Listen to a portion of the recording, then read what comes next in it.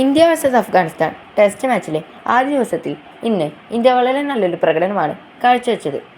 3 wicket നഷ്ടത്തിൽ 368 റൺസാണ് team India ഇന്ന് നേടിയത്. ശുഭ്മാൻ ഗിൽ ഇന്ന് സെഞ്ചുറി നേടിയിരിക്കുകയാണ്. 143 പന്തിൽ ഔട്ടാവാതെ 103 റൺസാണ് ശുഭ്മാൻ ഗിൽ ഇന്ന് നേടിയത്. അതുപോലെ തന്നെ KL രാഹുലും ഇന്ന് സെഞ്ചുറി നേടിയിരിക്കുകയാണ്.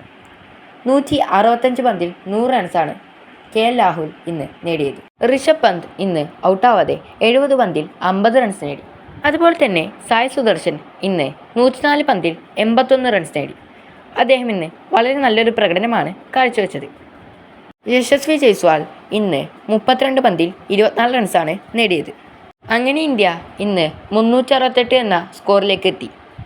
ഇന്ത്യൻ ബാറ്റർമാർ ഇന്ന് വളരെ നല്ലൊരു പ്രകടനമാണ് കാഴ്ചവെച്ചത്. ഇന്ത്യക്ക് ഇതേവരെ 3 വിക്കറ്റുകൾ മാത്രമാണ് നഷ്ടപ്പെട്ടിട്ടുള്ളത്.